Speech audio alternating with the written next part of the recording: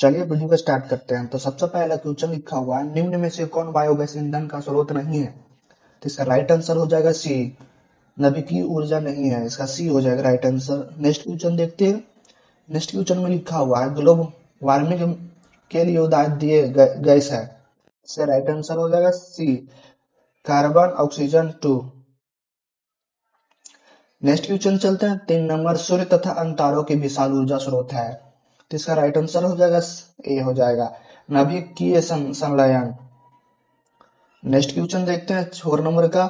लिखा हो, नाभिकीय विखंडन को नियंत्रित करने में प्रयुक्त होता है। नियंत्रित करने में प्रयुक्त होता है। 4 नंबर का राइट आंसर हो जाएगा सी, कैडमियम का छड़। 5 नंबर चलते हैं। लिखा हो, किसी नाभिकीय विखंडन में मुक्त ऊर्जा होता है। तो इसका राइट आंसर हो जाएगा सी हो जाएगा, 200 MeV।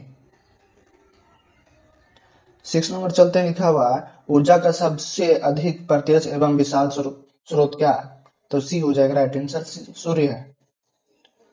तो 7 नंबर चलते हैं। लिखा है, बक्सनुमा और कुकर में 3 से 4 घंटे में अंदर का ताप हो जाता है। तो इसका राइट आंसर हो जाएगा बी, 100 सेल्सियस - 140 सेल्सियस तक।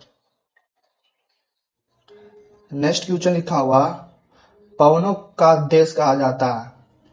पवनों का देश कहा जाता है, 8 का सी हो जाएगा, डेनमार्क को कहा जाता है।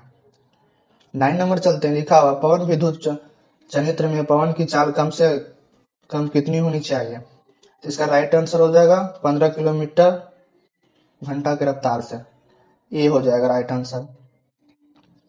10 नंबर चलिए। लिखा, जीवाश्म ईंधन का उदाहरण है। इसका डी हो जाएगा, ये सभी कोयला, लकड़ी, गोबर गैस, डी ये सभी हो जाएंगे। 11 नंबर चलिए। लिखा हुआ है, प्राचीन काल में ऊष्मीय ऊर्जा का सबसे अधिक सामान्य स्रोत था। तब डी हो जाएगा, लकड़ी था। 12 नंबर चलिए। 12 नंबर में लिखा हुआ, कार्य करने की क्षमता को कहते हैं, क्या कहते हैं? सी राइट आंसर हो जाएगा, ऊर्जा कहते हैं। 13 नंबर चलिए। गोबर गैस एक प्रकार की है क्या जी? बी इसका हो जाएगा, बायोगैस है। 14 नंबर चलिए। नवीकरणीय ऊर्जा का स्रोत है। इसका बी हो जाएगा, सौर ऊर्जा। 15 नंबर चलिए। लिखा हुआ है 15 नंबर में, जैव गैस एवं उत्तम ईंधन है क्योंकि इसमें मिथेन गैस पाई जाती है। इसका डी हो जाएगा, 75%। नेक्स्ट क्वेश्चन देखते हैं। लिखा हुआ 16 नंबर में, अनवीकरणीय ऊर्जा का स्रोत है। तो इसका ये हो जाएगा, जीवाश्म ईंधन। ये हो जाएगा इसका राइट आंसर। 17 नंबर चलिए। सौर ऊर्जा को विद्युत ऊर्जा से परिवर्तित करती है। तो इसका राइट आंसर हो जाएगा सी, सौर सेल करती है। तो गाइस आप लोग समझ रहे होंगे कि आंसर और क्वेश्चन आंसर के साथ पढ़ा रहे हैं। तो बच्चों, इसलिए मैं पढ़ा रहा हूँ कि आप लोग को भी पढ़ने में आसान होगा और हमको भी बोलने में आसान होगा। क्योंकि बच्चों, मैं इतना सारा क्वेश्चन में कहाँ से याद करके लाऊंगा, इसलिए मैं इसी में लिख कर लाता हूँ, जो कि आप लोग का भी समझ में आए और हमको भी समझ में आए। ये 95% है कि ये 60 में से 30-40 तो लड़ ही जाएगा। और जो नए नए जुड़े हैं वो हमारे चैनल को सब्सक्राइब कर लें। 18 नंबर में लिखा हुआ, एक उत्तम ईंधन है। तो डी हो जाएगा, जैव गैस है। 19 नंबर चलिए। लिखा हुआ, नरौरा अभिक्रिया विद्युत यंत्र किस राज्य में स्थित है? इसका डी हो जाएगा, उत्तर प्रदेश में स्थित है। सी हो जाएगा इसका राइट आंसर। 20 नंबर चलिए। लिखा हो, जीवाश्म ईंधन ऊर्जा के है। इसका बी हो जाएगा, अनवीकरणीय स्रोत है। बी राइट आंसर हो जाएगा। 21 नंबर देखते हैं। सरदार सरोवर बांध किस नदी पर बना है जी? तो 21 का सी हो जाएगा, नर्मदा नदी पर बना हुआ है। 22 नंबर चलिए। लिखा हो, कटारी बांध किस नदी पर है जी? किस नदी पर बना है? तो एक हो जाएगा, गंगा नदी पर बना है। चलिए 23 नंबर चलिए। 23 नंबर लिखा है, भारत का पवन ऊर्जा द्वारा विद्युत उत्पादन करने वाले देशों में कौन सा स्थान है? तो इसका सही जवाब 5वां स्थान है जी। इसका राइट आंसर हो जाएगा डी।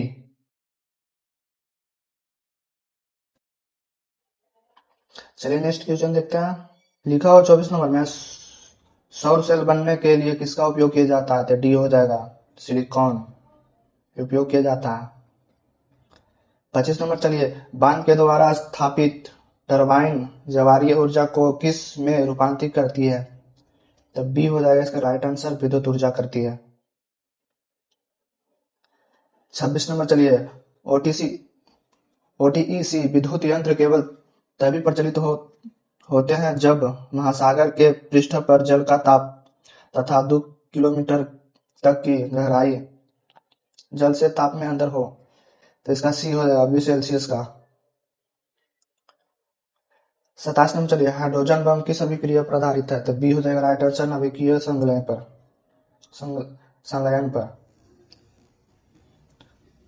28 नंबर चलिए, तारापुर नाभिकीय विद्युत संयंत्र किस राज्य में स्थित है? इसका राइट आंसर जो ए महाराष्ट्र में स्थित है। 29 नंबर चलते, राणा प्रताप सागर नाभिकीय विद्युत यंत्र किस राज्य में स्थित है? तो डी हो जाएगा राजस्थान में। 30 नंबर चलिए, लिखा हुआ सलकक्कम नाभिकीय विद्युत यंत्र किस राज्य में स्थित है? तो बी हो जाएगा तमिलनाडु में स्थित है। 31 नंबर चलिए, काकरापार नाभिकीय विद्युत संयंत्र किस राज्य में स्थित है? तो सी हो जाएगा गुजरात में स्थित है। 32 नंबर चलिए, लिखा हो गंगा नाभिकीय विद्युत यंत्र किस राज्य में स्थित है? तो बी हो जाएगा इसका राइट आंसर, कर्नाटक में स्थित है। 33 नंबर चलिए, 33 नंबर लिखा हो विद्युत फ्यूज विद्युत धारा के किस सिद्धांत पर कार्य करता है? तो ए हो जाएगा ऊष्मीय पर काम करता है। 34 नंबर चलिए, लिखा हुआ है 1 किलोवाट घंटा किसके बराबर होता है? तो सी हो जाएगा राइट आंसर, लिखा हुआ 3.6 गुने 10 जूल। सी हो जाएगा राइट आंसर इसका। 35 नंबर चलिए, विद्युत घंटी किस प्रभाव पर कार्य करती है? तो 35 का हो जाएगा सी, चुंबकीय प्रभाव करती है। जितना भी नए छात्र जुड़े हैं हमारे चैनल को सब्सक्राइब कर लीजिए, क्योंकि बिहार बोर्ड मैट्रिक से रिलेटेड हर एक वीडियो ऑब्जेक्टिव क्वेश्चन बताते हैं, जो कि 10-20 क्वेश्चन लड़ ही जाते हैं करीबन। तो आप लोग हमेशा सपोर्ट कीजिएगा और देखते रहिएगा।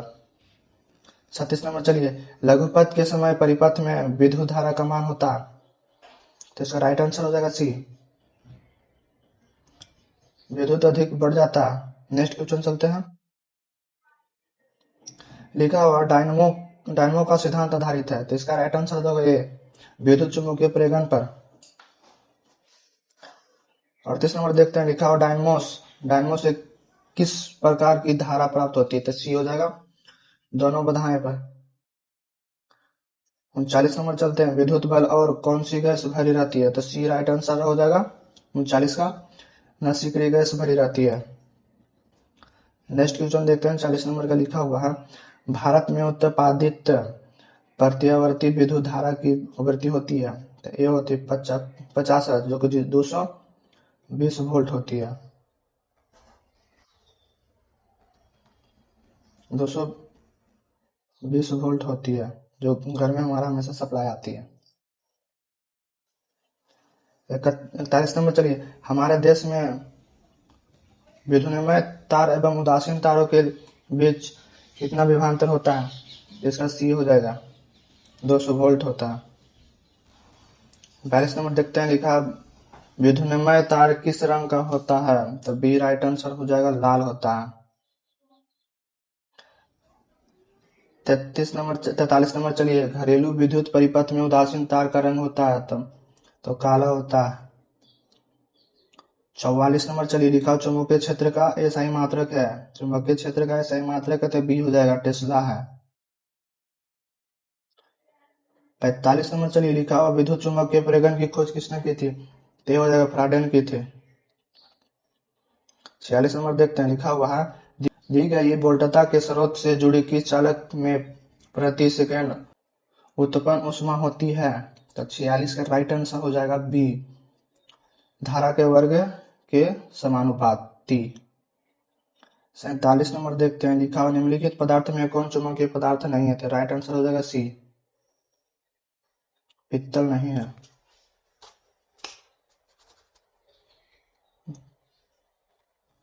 48 नंबर चलिए लिखा हुआ पृथ्वी का विभव होता है, तो इसका राइट आंसर हो जाएगा 0, सी हो जाएगा। 49 नंबर चलते हैं, लिखा चुंबकीय बल क्षेत्र का एसआई मात्रक है, तो डी हो जाएगा, न्यूटन प्रति एम्पियर मीटर, डी हो जाएगा राइट आंसर। 50 नंबर चलिए, चुंबकीय क्षेत्र के प्रभाव में विद्युत धारा,